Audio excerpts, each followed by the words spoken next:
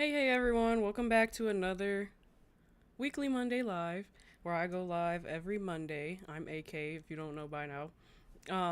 But yeah, every Monday I like to go live and talk about game news and just chat, see what everybody else has to say about it. Every other week. I do game news like on Fridays sometimes, but I'm really liking doing the game news just on live because then I can see everybody's reactions, whether they're mad, happy, sad about it, stuff like that. So if you have an opinion about what I'm talking about today, make sure to leave it in the chats or in the comments if you're watching it later. Um, and also let me know what games you guys are playing or what games you're looking forward to playing. Right now, I'm playing Lost Records Bloom and Rage. And let me tell you, that game is starting off like really, really slow, but it's good. Like it's a really good story. If you don't know, it's by the same people who made Life is Strange.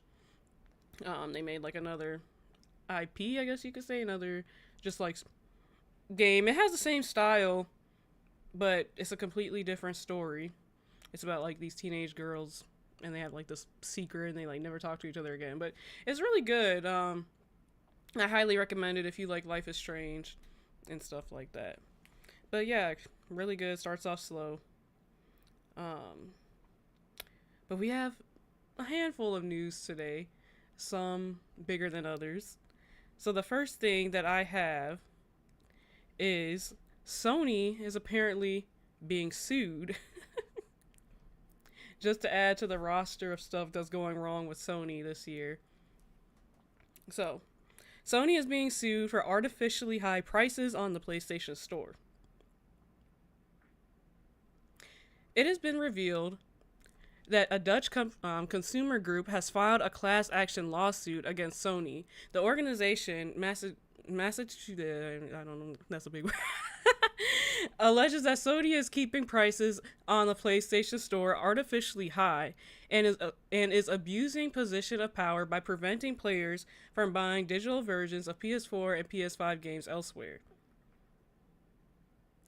This class action lawsuit joins others that have surfaced recently in Portugal and the United Kingdom, and this particular suit is exclusively reserved for the residents of the Netherlands. You're paying too much for PlayStation games. The class action lawsuit, which was discovered first by tweakers, states clearly in the headline that you're paying too much for PlayStation games. This suit has dubbed the alleged overpayments Sony tax, and it stresses that PlayStation gamers in the Netherlands have a right to compensation. On February 17th, the legal body wrote to Sony, hold it liable to the abuse of its dominant position and its further unlawful conduct in relation to PlayStation 4 and PlayStation 5. Netherlands residents can register as part of a class action lawsuit for free by completing a simple form. Only requirement is that you have made a digital purchase via the PlayStation Store at some point since November 29, 2013. That's so far back. It's crazy. Um, that's like over the last 10 years. And you must also be 8 years old, which, okay, I can't even see an 8-year-old filing for complaints about that kind of stuff. Um, in a statement on the site promoting the class action lawsuit, it explained what Sony is doing wrong. The gaming industry is now bigger than film and TV and music industries combined. Sony, as the manufacturer of the world's best-selling console, is one of the most powerful, if not the most powerful players in the market. And such a power comes with responsibility. In this EU, what the hell? Why did this just pop up? 1 second. Oh, it won't even go away. Let me see if I can refresh it. All right. Um, in this EU, it is illegal for large companies to abuse their position to make more profit at the expense of consumers, yet Sony does not fully comply with these rules. When you buy a digital game content, Sony ensures that this can be only done via its own PlayStation Store. Sony keeps the market for itself in this way and can keep the prices artificially high. As a result, you pay more without getting anything extra in return. This is also called the Sony tax. And yeah, so I thought that was kind of crazy, just because I don't know. I feel like the game industry is just getting really, really like high. Like the prices are getting really high for no reason, and I feel like they're just like trying to get more and more money out of you, and it doesn't make any sense. It's kind of crazy. But I feel like people are gonna just get mad about it one day and just stop buying games. It's just crazy. But for our next story, so last week, if you guys were here at all, we talked about how Assassin's Creed Shadows, the characters and like the NPCs and stuff just seem to just be lackluster, and it just seems like the dialogue is just not that great and stuff like that. So I kind of wanted to bring this up to you guys' attention again, because there's been some people who played Assassin's Creed Shadows early, and I've heard a couple other people talk about how they just seem very like lackluster, monotone in the cutscenes with the NPCs, and some with the story as well. So I kind of wanted to bring up a clip to see like what you guys thought about it. We're gonna look at some of the dialogue in the game, because I kind of see it now after watching it back. It's kind of crazy. We're not gonna watch all of this, but just like some of it. Guess we have here. What are you doing in Himeji? I am the new Rengashi, my lord. Could you not tell by my appearance? Why would a Rengashi carry such armaments? To mete out punishment for bad verses? The young lord has an intimate understanding of this place. As a hostage in the care of Lord Hideyoshi and Lord Kanbei, I have seen many faces come and go. I serve my father to keep the alliance between the Ukita clan and Lord Hideyoshi strong. It sounds like your father sees great promise in you, young lord. Yes, I suppose. Goodbye for now. Like, the face is really like Lord flat. Hideyoshi strong. It sounds like your father It sees does great kind promise of. in you, young. It is a little emotionless. Like their eyebrows are moving and stuff, but I don't know. Like they kind of look dead inside. Let me see if I can find another example. I wonder if this will be any better. This looks a little more. I would rather not speculate. I wish to expose this man and his forces in Harima. He looks a little Which better. is where you come in. What would you have me do? Today's Rengakai serves as a reminder of our alliance with Lord Ukta Naoye, an ally we rely on to secure Harima's borders. The boy's father. You've met then? Good. Hideye was part of the terms of our alliance. He is young, but a bright, precocious boy, a perfect token for the continued goodwill of the Ukita clan. Above all, I haven't seen much of the story, and I haven't heard a lot of people talking about the story either, so I'm curious if it's going to be any good or not. Hyundai Elantra versus Toyota Corolla. But, yeah, I'm wondering if it's going to be any good. I mean, I know it's going to be back and forth between the two characters, Naoe and Yasuke. So I don't know. I haven't heard much else about the story. He thought Lord Naoye was a military ally. Even he does kind of Lord look Naoya is concerned with the well-being of the people, especially now that it is Lord emotionless. Hideya's home. These shrines and temples are a reminder to the young Lord Hideya that his father is always present, even when he is not. an autumn's breeze. Yeah, definitely know. Like, let me know what you guys think if you have any opinions. They would kidnap the son I almost thought he was Jin Sakai for a second. He looked just like Jin Sakai. of a daimyo. The strange fortune. Keep it, burn it, I don't care. It's a bad omen, just like me. Definitely not Jin Sakai. Especially to my wife. I don't know what it is. Like, I feel like I can't put like a name to it of why they look so like lifeless. Like it feels like their faces are moving, but like they're not moving at the same time. It's kind of funny. But yeah, that's what I wanted to show you guys and like see if you guys had any opinions about it, because I just think it's funny. I do think they spent a lot of time on this game. So like I'm just wondering, did they make good improvements? Because they pushed the game back a little bit to like refine the details and stuff like that. So I don't know if they really did anything for real, or I mean I'm sure they did something. Maybe it was just like polishing like the world and stuff like that.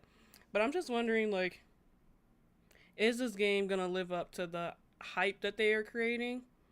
And by them, I feel like it's only really Ubisoft that's pushing hype. I mean, there are some people that's really excited for this game and stuff like that, but I just think that it better come out good. They did a lot of hype too around the last game that they put out, Mirage, and I feel like it came and went. Like Mirage came, people either liked it or they didn't, and then people just stopped talking about it, and now they're, I feel like they kind of started talking about Assassin's Creed Shadows like during the same time like Mirage was a thing. Like I feel like people just looked past Mirage and they were just focused on Assassin's Creed Shadows. It's only moving a little and it doesn't create any actual emotion. Plus, the emotion in their voice doesn't match their facial expressions. Yeah, that's a good way to put it. Because I'm like, it definitely is like off. But it's like, it does look a little weird. And it is kind of sad to see just because like, they did spend, like, put so much time into this game. Like a few years. Like I said, I'm pretty sure they were even making this game before they released their last Assassin's Creed. So, kind of crazy to see, but we'll see when it comes out. I mean, I don't really think their facial expressions are going to change that much between now and the 20th, I believe it comes out. Let me see.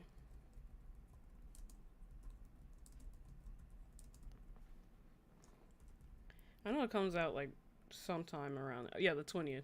March 20th. So that's like less than a month away. I don't think the characters' faces are gonna change that much, but it's definitely interesting to see that people like pointed that out, because it's something that like I didn't even think about. But now that like I'm aware of it, I'm like hyper fixated on it. I don't know if I'm gonna be able to get over it and like not pay attention to it at this point. But we'll see. We'll see when it comes out. Right. So if you guys know me, one of my favorite shooter games to play is Rainbow Six Siege. And if like a couple weeks ago, we did talk a little bit about how they were going to either be coming out with a new game or it's going to be like a very huge update. Over the last week, we did get to see what they were brewing up, I guess you could say. And that is Rainbow Six Siege X, or Siege X. And basically, it's a big update, to say the least. I mean, I'm going to show you guys some stuff on it. And also, if you guys hear some stuff in the background, they're doing some work. I have no control over that. But they would pick, like, right when I go live, right? But, yeah, so I'm going to, like, show you guys some stuff on it. And then I have some opinions, because, like I said, this is one of my favorite shooter games to play. I honestly feel like I like Rainbow Six Siege more than Call of Duty, to be honest, just because you really do have to put more thought into it. If you know, you know. And it really is a cool game. But yeah, so Ubisoft announces Siege X, the biggest transformation in Rainbow Six Siege history. So Ubisoft has teased a significant evolution of Rainbow Six Siege, promising to unveil what it's called Siege X in March. Siege X is described as the biggest transformation in the game's history, including new tactical gameplay, graphical and audio upgrades, and more. This is not Rainbow Six Siege 2, rather a significant change for Rainbow Six Siege designed to set the competitive multiplayer game for its second decade of live service. And this is the trailer that they put out.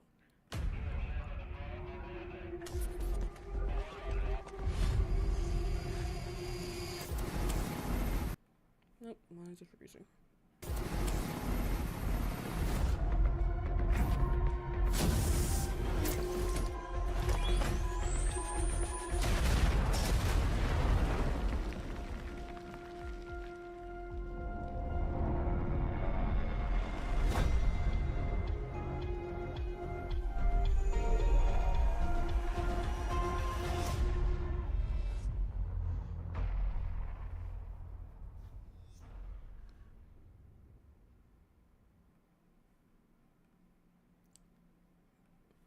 So, just to read a little more about this, Rainbow Six Siege struggled when it launched in 2015, but Ubisoft worked to improve the game.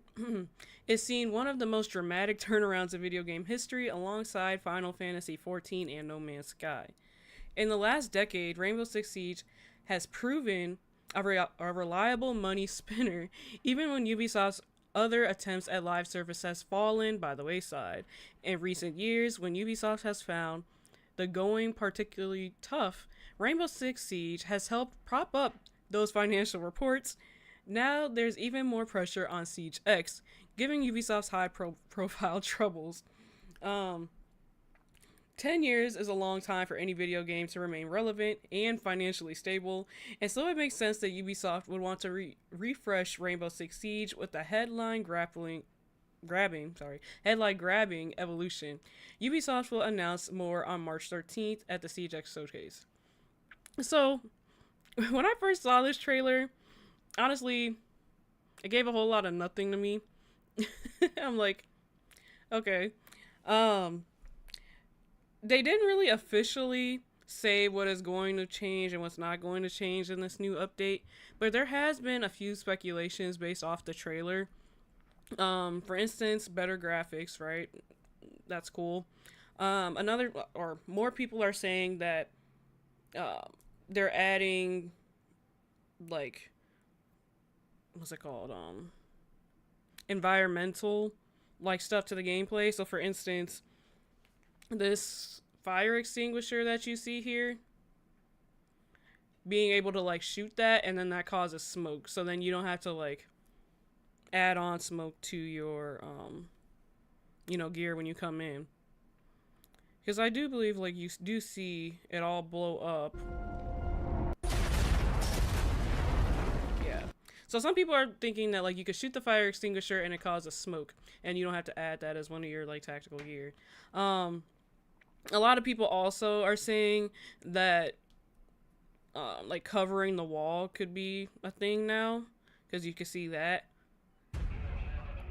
in the beginning, how he, like, turns around like that, which I don't really know if that would really add much to the game. I mean, now you can, like, hide behind a wall and, like, peek, so I mean, being able to whip around, I mean, I guess that'd be cool. But I have to be honest, like, I was a little disappointed to see that we're not getting a new game after 10 years. I love the game, and I definitely will be trying the new update. But, I don't know, it's like, how much can be done in an update? How much can be changed with just an update? There's a lot of stuff that people, like, do want to see come into this new update or see changed into this new update. For instance, like I said, more environmental stuff, so that way you don't have to just be reliant on your operator to do everything. Definitely more maps. They already do kind of give us a lot of characters. I feel like we get like 3 or 4 new characters a year, so it's like can't really complain too much with that. Also, I don't know. I guess I'm just wondering if maybe they just don't feel the need to release a new game because this game is doing so well. I guess everybody would have to, like, relearn the characters and maps, and with their luck, I don't know if they want to chance it, because, you know, Ubisoft has been doing, like, not the greatest in the last few years. They haven't been, you know, performing so well, and that's why this next update for Rainbow Six Siege is going to be huge for them, and then also Assassin's Creed Shadows is going to be really huge for them. But I'm really curious of, like, how big of a change it'll bring. But yeah, I guess the showcase is March 13th, so I'll definitely keep you guys updated with what I see. It sounds like the only certain change is the graphics. To be honest, that's not enough for a new update. Yeah, and that's what I'm saying. I don't even know how much can be changed graphically through an update. Because this game also still runs on PS4 and like last gen. I mean, not just PS4, but just last gen. So I just don't know how much we can really get from an update. I feel like they're kind of making it bigger than what it actually is. Um, and it's just kind of crazy. It's kind of funny, to be honest. But yeah, I'm definitely going to be playing it. I'm not sure when it's going to be released because, like I said, um, I think they're just going to announce more about it March 13th. I don't think it's going to be anything like really huge. Um, but we will see, right? We will see. But on to the next news.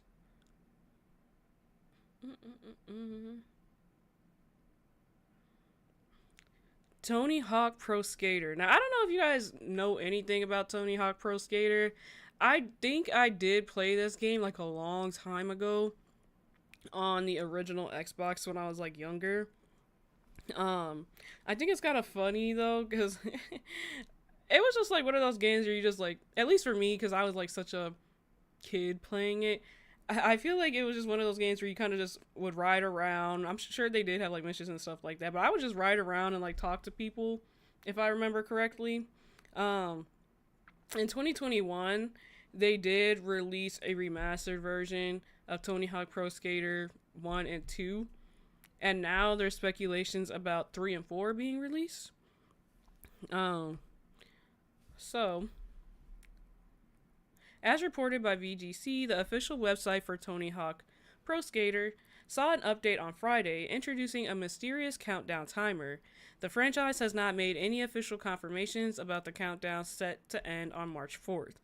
Though removed information from the site has suggested a remake of Tony Hawk's Pro Skater 3 and Tony Hawk's Pro Skater 4 may be in the works. The website's code originally featured a line of text referencing THPS-3-4 countdown, which has since been removed from the site.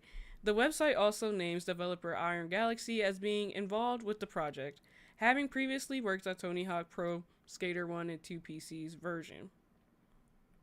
And here's some screenshots.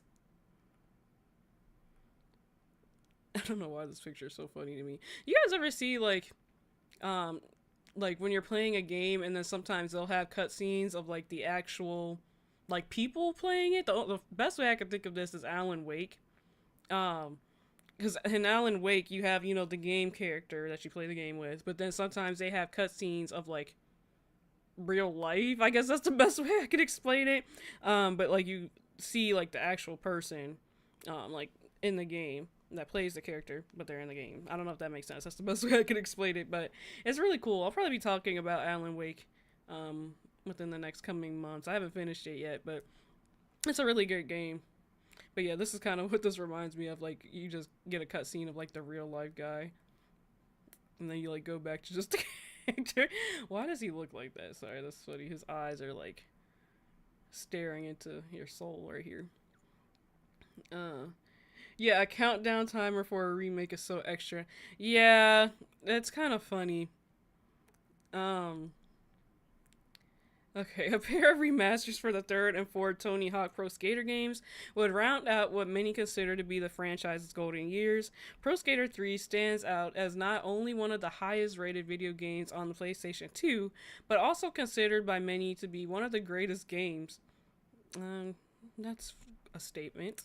Pro Skater 4 was also instrumental in moving the franchise into its next era, overhauling the career mode missions into a format that more closely resembles later game story modes. The resurgence of Tony Hawk's Pro Skater has been coupled with a rise in new skateboarding games throughout gaming history. EA confirmed it is working on a new game in the Skate franchise, recently expanding testing for the game's to home consoles. Several indie games centered around skateboarding have also seen success with fans, including 2022's Ali Ali World, which received a nomination for Best Sports/Racing Game. And at 2022 Game Awards, the oh my gosh, Tony Hawk. It's too many T's going on. Tony Hawk Pro Skaters new remasters will see some of the franchise's most beloved games have received a fresh coat of paint. Okay. Honestly, I don't really play that many like skating games. I think this is like the only game that I have played like back in the day. But I know a lot of people are fans of Tony Hawk and stuff like that. But it's just so funny because like, how does a leak like that happen? Like, how do you put a timer, get rid of a timer, like put all this stuff? Like, I just feel like somebody's out to get them for real. Like, somebody's preying on their downfall. It's just really funny. But yeah, I thought that was pretty cool that Tony Hawk Pro Skater is coming out pretty soon. I didn't know if I wanted to talk about this in this live, but I just think it's kind of crazy. Let me see if I could find it. So if you guys have been keeping up with this at all, The Last of Us part 2 is coming out. Like, the show is coming out like pretty soon. I think it was like April 5th or something like that. And there has been so much controversy surrounding just the show. I don't know if you guys watched the first season. There was so much controversy that came out about the main character, Ellie, or one of the main characters, Ellie, about how she doesn't look like, you know, Ellie in the game. Honestly, though, like, I've watched the first Last of Us, like, the first show, and it really was good. Like, they took their own spin on the show, and they showed more characters, like, more of their backstories. Like, for instance, Bill. I believe that's... Yeah, it's Bill. He, in the show, got his own little, like, romance story. Some people loved it, some people hated it. But it's just crazy, like, how much the show gets hated on just because of, like, the main character and how different she looks. Now, I will say, she was really good as Ellie, and I loved Pedro Pascal, too. I'm so sad to see what's going to be coming in the next season. If you know, you know. I won't spoil it for anybody, but it's just crazy, just, like, how much hate that this show has been getting for no reason at all. But yeah, just crazy. That was just a little tidbit. But I'm excited for the show to come out. And see if it lives up to the hype that it did last season. Like, will it be as good? Alright. And the last story I got for you guys is about Mortal Kombat. Now this is a little crazy. Now, if you guys know, oh my gosh, what the heck is happening? If you guys know, I am a pretty big fan of Mortal Kombat. I think the fighting goes crazy, but they are supposedly releasing a new type of fatality. Mortal Kombat 1, data miner discovers animations for Harakiri fatalities as they could be coming as quit-talities. A Mortal Kombat 1 data miner has unearthed what looks like compelling evidence that the gory fighting game will get Harakiri fatalities in the form of quitalities. Redditor Infinite Night Z published a video below showing off what looked like Harakiri fatalities in Mortal... They're just saying the same thing like 3 times, sorry. Basically a Harakiri finisher, first introduced in 2004's Mortal Kombat Deception, sees that defeated players cause their own death with a self-fatality.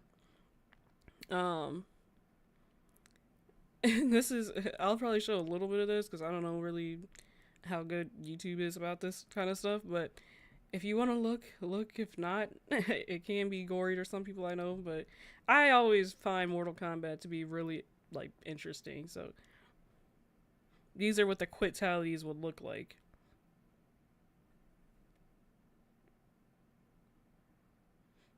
So basically, they just kind of just like quit, and then it would show these animations. A lot of people are kind of complaining though that they all like look the same.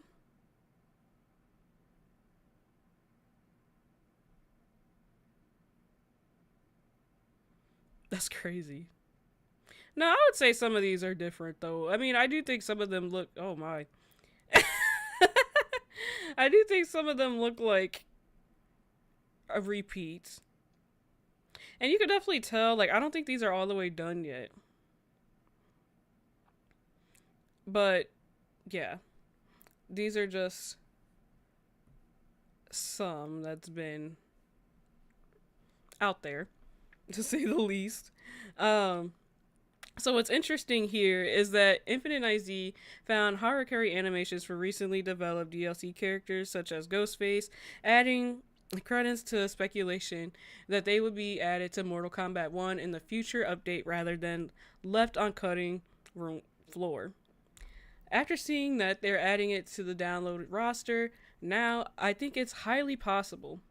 Infinite Night Z then suggests the Harakiri animations could arrive as Fatalities, given that's how they're referenced in game's code. Fatalities are quick-fired finishers that trigger when a player quits a multiplayer match, and have been in previous games in the series. They're listed as Fatalities. There's still hope, Infinite Night Z said of the animations. High-profile Mortal Kombat 1 data miner, Interloco, found additional Harakiri animations after Night Z's find was made public. This article is so redundant, but hey. Okay, so I guess this is like what they found.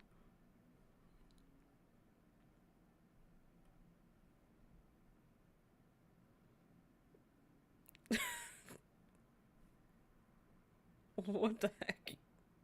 So yeah, they're definitely very like underdone.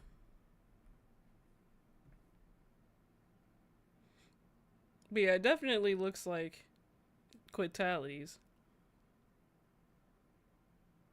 That's so funny. Of course, this may all amount to nothing, and it's worth noting that neither NetherRealm nor publisher Warner Bros. Games has announced Fatalities for Mortal Kombat 1. Mortal Kombat 1 recently enjoyed a resurgence with the addition of Secret Fight with Floyd, the Pink Ninja, and the community-driven effort to work out of his unlocked conditions. Meanwhile, Mortal Kombat 1 fans have the T-1000 guest characters to look forward to, and potentially more DLC to come, although NetherRealm has yet to confirm that. Hey Tay, I'm doing pretty good. These animations look broken. Yeah, that's what I'm saying. I'm pretty sure, like, these animations are very, very early on. Because, yeah, you could tell it's just definitely, something that they're just, like, just now starting. It's kind of crazy. But, yeah, that's pretty much all I have for you guys today. It wasn't, like, a lot of new news. Well, it was a lot of news, but it was a lot of, like, shorter news. But hey, some weeks it's gonna be like that. But yeah, this week I'm gonna be talking about Split Fiction. I'm kind of excited for that game to come out. I know we've talked about it in previous live streams. So I'll be breaking that down. I did get to see a little bit of Split Fiction this last week, so I'm excited to talk about it. It does look a lot like It Takes Two, if any of you guys are fans of that game. So yeah. It was good being live this week, and I will see you guys next week. Bye, guys.